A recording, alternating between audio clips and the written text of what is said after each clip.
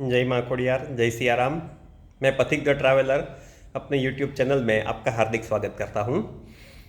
आज एक कॉरपोरेट कथा पर बात करेंगे। आप इसे एक तरीके का केस स्टडी भी समझ सकते हैं। तो चलिए शुरू करते हैं। बहुत सालों पहले की बात है। एक अमेरिकन मल्टीनेशनल कंपनी में एक बहुत बड़ी समस्या आ गई।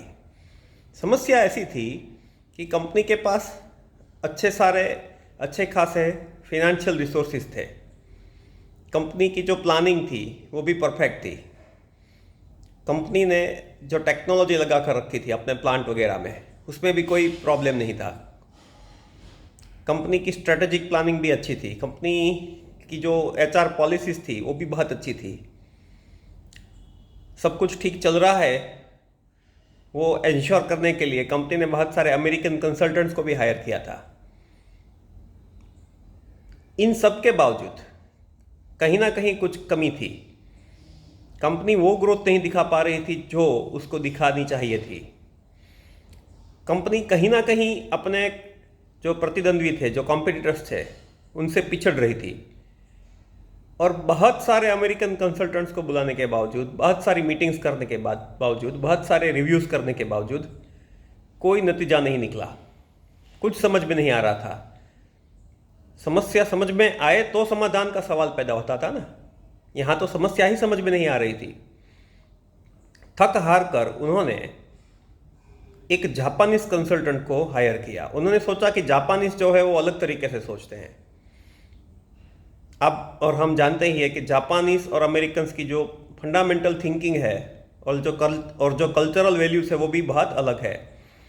तो जापानीज कंसल्टेंट को जब बुलाया गया, एक जापानीज कंसल्टेंट को फाइनलाइज करके जब उसको बुलाया गया उस एमएनसी के हेडक्वार्टर्स में, तो उस कंसल्टेंट ने बोर्ड ऑफ डायरेक्टर्स और सीईओ के सामने एक शर्त रखी कि मुझे आपकी कंपनी के एक दो प्लांट में और आपके हेडक्वार्टर्स में, एडमिनिस्ट्रेटिव हेडक्वार्टर्स में किसी भी जगह जाने की छूट हो, कोई भी रिकॉर्ड चेक करने की छूट हो, कोई भी मीटिंग चल रही हो, चाहे बोर्ड ऑफ डायरेक्टर्स की कॉन्फिडेंशियल मीटिंग भी चल रही हो, तो भी मुझे वो एक ऑब्जर्वर के तौर पर, मतलब मैं उस मीटिंग में पार्टिसिपेट नहीं करूंगा, कोई सवाल नहीं पूछूंगा, पर कुछ आके मैं देख सकूं, ऑब्जर्व कर सकूं, इतनी छूट तो मुझे चाहिए ही। अब क्योंकि कंपनी ने बहुत कुछ प्रयत्न कर लिए थे तो उनको लगा कि ठीक है, देख लेते हैं। अगर ये बंदा इतनी कॉन्फिडेंटली कुछ कह रहा है कि मुझे ये सब दो तो मैं रिजल्ट ला के दे सकता हूँ, तो उन्होंने उस जापानीज कंसल्टेंट को उनकी सारी जो शर्तें थी उसके साथ ये कंसल्टेंसी का कॉन्ट्रैक्ट दे दिया।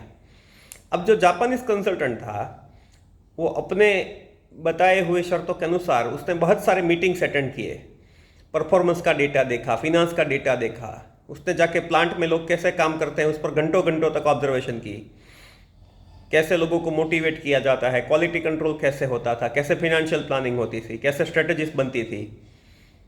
इन सारी चीज़ों को उसने अपने आप ऑब्जर्व किया और वो घंटों घंटों तक ऑब्जर्व करता रहता, अपनी डायरी में कुछ लिखता रहता।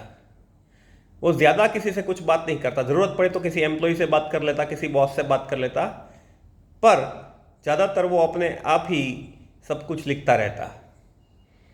फिर जब उसने अपना काम खत्म किया तो उसने बोर्ड ऑफ डायरेक्टर्स और सीईओ के साथ एक आखिरी मीटिंग की मांग की और उस मीटिंग में उसने सिर्फ दो ही वाक्य कहे कि आपके हेडक्वार्टर्स में बहुत बढ़िया शीशे लगे हुए हैं जिससे सब कुछ ट्रांसपेरेंटली दिखता है, पर समस्या यह है कि आपकी जो पॉलिसीज़ है वो भी उतनी ही ट्रांसपेरेंट होनी चाहिए। और उसके बाद उसने अपना जो कॉन्ट्रैक्ट है वो ख़त्म कर दिया।